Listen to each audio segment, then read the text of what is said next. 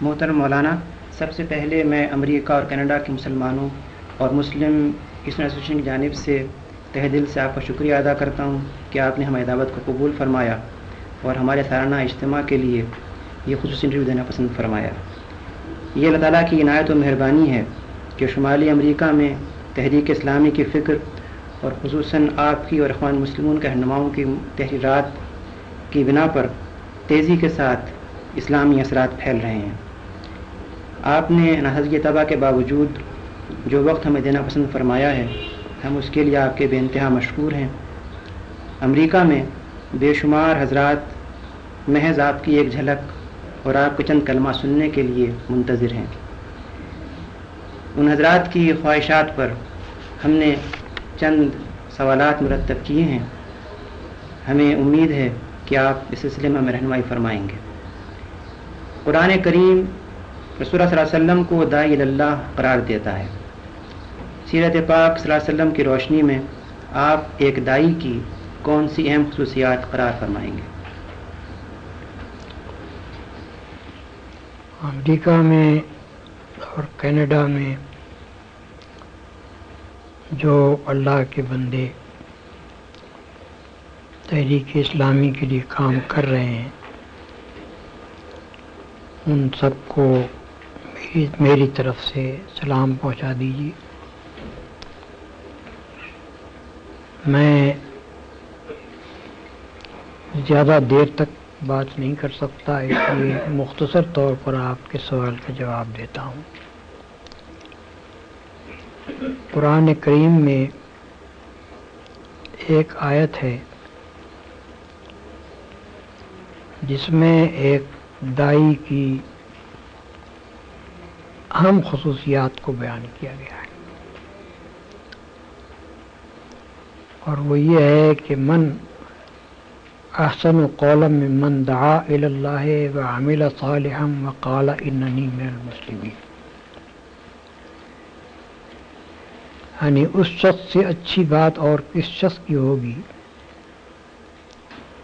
جس نے اللہ کی طرف بلایا، نیک عمل کیا اور کہا کہ میں مسلمان ہوں۔ اس ارشاد کی پوری اہمیت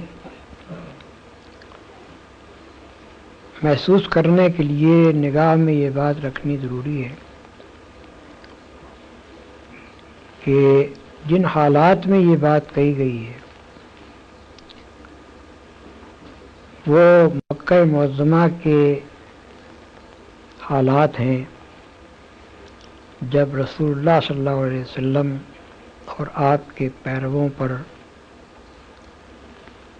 انتہائی شدید مظالم کیے جا رہے تھے، اور وہاں یہ کہنا کوئی آسان کام نہیں تھا کہ آدمی کھڑے ہو کر صاف صاف یہ اعلان کرے کہ میں مسلمان ہوں۔ یہ بات کہنے کے معنی یہ تھے کہ گویا آدمی درندوں کو دعوت دے رہا ہے کہ میرے اوپر حملہ آور ہو جاؤ۔ اس بات کو پیش نظر رکھ کر دیکھیے، پہلی بات یہ فرمائی کہ بہترین قول اس شخص کا ہے جو اللہ کی طرف بلائے۔ دوسرے الفاظ میں ایک داعی حق کی خصوصیت یہ ہے کہ اس کی دعوت اللہ کی طرف ہو، کوئی دنیاوی غرض اس کے پیش نظر نہ ہو، نہ قومی، نہ وطنی، نہ خاندانی، نہ کسی قسم کی مادی غرض، کوئی دوسری غرض اس کے پیش نظر نہ ہو، خالص اللہ کی طرف دعوت دے۔ اور اللہ کی طرف دعوت دینے کا مطلب سیدھا سادہ یہ ہے، اگر آدمی قرآن مجید پر نگاہ رکھے، کہ اللہ کی توحید کی طرف دعوت دی جائے، اس بات کی طرف لوگوں کو دعوت دی جائے کہ کسی کی بندگی، کسی کی عبادت، کسی کی پرستش خدا کے سوا نہ کی جائے، کسی سے خوف اور طمع خدا کے سوا نہ رکھا جائے، اور خدا ہی کے احکام اور اس کے فرامین کی اطاعت کی جائے، اسی کی رضامندی، اسی کی خوشنودی حاصل کرنے کے لیے تمام کوششیں کی جائیں، اور آدمی دنیا میں جو کام بھی کرے وہ یہ سمجھتے ہوئے کرے کہ میں کسی کا بندہ ہوں اور اس کے سامنے مجھ کو جا کر جواب دہی کرنی۔ خدا کی طرف دعوت دینے کا مختصر مفہوم یہ ہے جو قرآن سے معلوم ہوتا ہے، اور قرآن میں داعی کی اولین خصوصیت یہ بیان کی گئی ہے کہ اس کی دعوت خالص اللہ کی بندگی کی طرف ہو، خالص اللہ کی پرستش اور اس کی عبادت کی طرف ہو، خالص اس کی اطاعت کی طرف ہو اور اس کے قانون کی پیروی کی طرف ہو۔ دوسری بات جو اس میں فرمائی گئی ہے وہ یہ ہے کہ وہ عامل صالحا، نیک عمل کرے۔ اس کا ذرا سا بھی آدمی غور کرے تو اس کا مفہوم صاف اس کی سمجھ میں آ جائے گا کہ اللہ کی طرف دعوت دینے والے کا اپنا عمل اگر درست نہ ہو تو پھر اس کی دعوت کا کوئی اثر نہیں ہو سکتا۔ جس چیز کی طرف وہ دعوت دے رہا ہے اس کا مجسمہ ہونا چاہیے اس داعی کو، اس کی اپنی زندگی میں خدا کی نافرمانی کا کوئی اثر نہ پایا جائے، اس کے اخلاق ایسے ہونے چاہیے کہ کوئی شخص اس کے دامن پر ایک دھبا نہ دکھا سکے، اس کے گرد و پیش کا ماحول، اس کا معاشرہ، اس کے دوست، عزیز، اقارب سب جانتے ہوں کہ یہ ہمارے اندر نہایت بلند اور پاکیزہ کیریکٹر کا انسان ہے۔ رسول اللہ صلی اللہ علیہ وسلم کی اپنی زندگی اس بات کی شہادت دیتی ہے کہ اللہ کی طرف دعوت دینے کے لیے کھڑے ہونے سے پہلے 40 سال تک وہ معاشرہ جس میں آپ رہے اس میں کوئی ایک فرد بھی ایسا نہ تھا کہ جو آپ کی بلندی اخلاق کا قائل نہ ہو، آپ کی طاہر اور پاکیزہ زندگی کا قائل نہ ہو۔ اس حد تک لوگ قائل تھے کہ جو آپ سے قریب ترین تھے، جن سے آپ کی زندگی کا کوئی پہلو چھپ نہیں سکتا تھا، وہ اتنے آپ کے معتقد تھے کہ جب آپ نے نبوت کا اعلان کیا تو سب سے پہلے انہوں نے اقرار کیا۔ حضرت خدیجہ رضی اللہ عنہ 15 سال سے رسول اللہ صلی اللہ علیہ وسلم کی زوجیت میں تھی، اور کوئی کم سن عورت نہیں تھی بلکہ رسول اللہ صلی اللہ علیہ وسلم سے 15 برس بڑی تھی۔ اس کے معنی یہ ہے کہ جس وقت آپ نے نبوت کا دعویٰ کیا ہے اس وقت ان کی عمر 55 سال تھی، اور 40 سال کی عمر سے وہ آپ کی زوجیت میں تھی۔ ایک ایسی پختہ سن رسیدہ دانشمند عورت جو بیوی کی حیثیت سے اپنے شوہر کے ساتھ 15 سال رہی ہو، اس سے شوہر کا کوئی عیب چھپ ہی نہیں سکتا۔ دنیاوی اغراض کے لیے ایک بیوی اپنے شوہر کے ساتھ تمام اس کے ناجائز کاموں میں شریک ہو سکتی ہے، لیکن اس پر ایمان نہیں لا سکتی۔ پایا آدمی ہے کہ یہ خدا کا رسول ہو سکتا ہے اور ہونا چاہیے۔ تو وہ آپ کی اس حد تک معتقد تھی نبوت سے پہلے کہ جب آپ نے نبوت کا ماجرا ان کے سامنے پیش کیا تو انہوں نے ایک لمحے کا تأمل کیے بغیر اس کو تسلیم کیا۔ اسی طرح دوسرے شخص سیدنا زید بن حارثہ تھے جو غلام کی حیثیت سے رسول اللہ صلی اللہ علیہ وسلم کے گھر میں آئے تھے نبوت سے 15 برس پہلے، اور ان کی عمر اس وقت 15 سال کی تھی۔ جب رسول اللہ صلی اللہ علیہ وسلم نبی مقرر ہوئے ہیں اس وقت وہ 30 سال کی عمر کے تھے۔ اس کے معنی یہ ہے کہ 15 سال ان کو رسول اللہ صلی اللہ علیہ وسلم کے گھر میں رہ کر ہر پہلو سے آپ کی زندگی کو دیکھنے کا موقع ملا تھا، اور وہ اتنے آپ کے معتقد تھے کہ جب ان کے والدین کو، ان کے چچا اور ان کے باپ کو پتہ چلا کہ ہمارا بیٹا فلاں جگہ غلامی کی زندگی بسر کر رہا ہے تو وہ مکہ معظمہ آئے حضور کی نبوت سے پہلے، اور انہوں نے آ کر آپ سے کہا کہ آپ کا بڑا احسان ہوگا اگر آپ ہمارے اس بیٹے کو چھوڑ دیں۔ آپ نے فرمایا کہ میں لڑکے کو بلا لیتا ہوں، اگر وہ آپ کے ساتھ جانا چاہے تو میں آپ کے حوالے کر دوں گا، اگر وہ میرے ساتھ رہنا چاہے تو میں ایسا آدمی نہیں ہوں کہ جو میرے ساتھ رہنا چاہے اسے اپنے سے زبردستی الگ کروں۔ انہوں نے کہا کہ آپ نے بہت انصاف کی بات فرمائی، آپ لڑکے کو بلا لیجیے۔ جب حضرت زید آئے ان کے سامنے تو رسول اللہ صلی اللہ علیہ وسلم نے ان سے پوچھا کہ ان لوگوں کو پہچانتے ہو؟ انہوں نے کہا یہ میرے باپ ہیں اور یہ میرے چچا ہیں۔ آپ نے فرمایا کہ یہ تمہیں لے جانا چاہتے ہیں، تم چاہو تو بڑی خوشی سے ان کے ساتھ جا سکتے ہو۔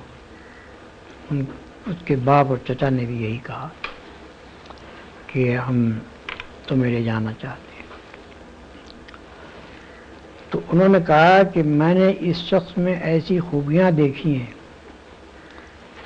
کہ میں اس کو چھوڑ کر اپنے باپ اور چچا اور ماں تک کے پاس نہیں جانا چاہتا ہوں۔